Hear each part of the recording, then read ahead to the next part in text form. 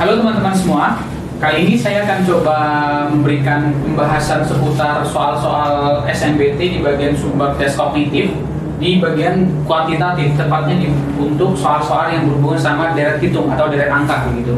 Nah, di papan ini tulis ini saya sudah menyediakan dua soal yang berhubungan dengan deret hitung atau deret angka begitu.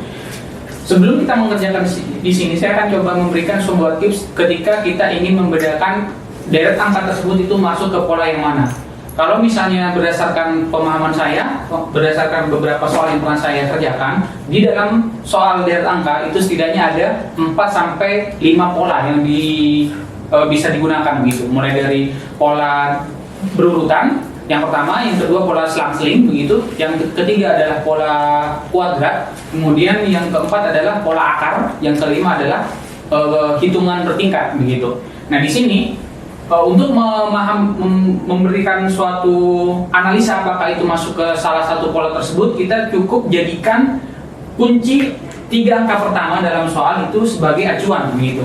Kemudian angka keempat setelahnya itu sebagai kunci dari memahami itu. Sehingga kita akan coba lihat dari nomor 1 di sini.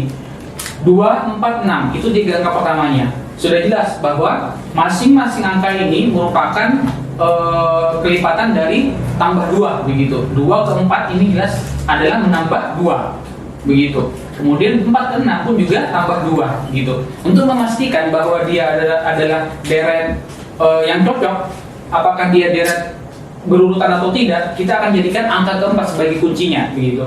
Sehingga di sini angka keempatnya ada 8, maka coba kita langsung 6 ke 8 ini selisih berapa? Ternyata selisih 2 ditambah 2. Otomatis ketika kita sudah memahami bahwa ini adalah konstan ditambah 2 terus, maka di sini di jawaban titik-titik setelah 8 adalah udah ditambah 2 juga, berarti 10 begitu. Jadi jawabannya di sini adalah 10. Seperti itu. Begitu juga ketika kita akan coba lanjut ke soal nomor 2 begitu. Tetap kita akan gunakan 3 angka pertama tadi. 3 angka pertama di nomor 2 ini apa saja? 2, 12, 5. Kemudian angka keempat apa? 9. Nah, 9 ini akan jadi kuncinya, seperti itu. Coba kita gunakan pola berurutan untuk menjawab soal nomor 2. 2 ke 12 berapa selisihnya? Ternyata tambah 10 begitu.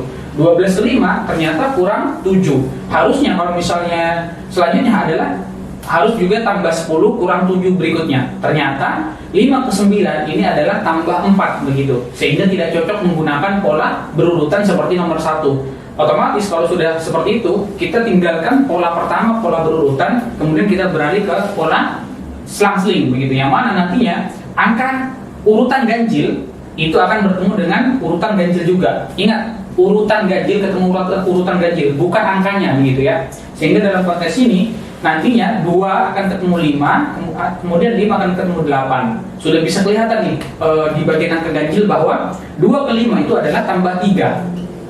Tambah 3, kemudian 5 ke 8 pun juga tambah 3, seperti itu. Otomatis untuk menjawab titik-titik di pertama ini, ya udah 8 ditambah 3 berapa? Otomatis jadi 11, seperti itu. Jadi titik-titik pertama sudah bisa kita jawab.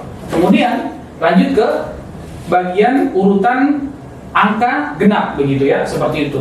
Angka genap urutannya apa saja? Ini 12, kemudian 9, kemudian 6 begitu ya, kemudian titik. Ya udah kita lihat aja selisihnya berapa di sini. 12 ke 9 dikurangi 3 begitu kan ya. Begitupun juga ketika 9 ke 6 dikurangi 3 juga. Nah, ini dikurangi 3, otomatis ketika kita ingin menjawab soal yang terakhir di titik-titik kedua ini adalah ya udah 6 dikurangi 3 berapa? Adalah 3. Seperti itu.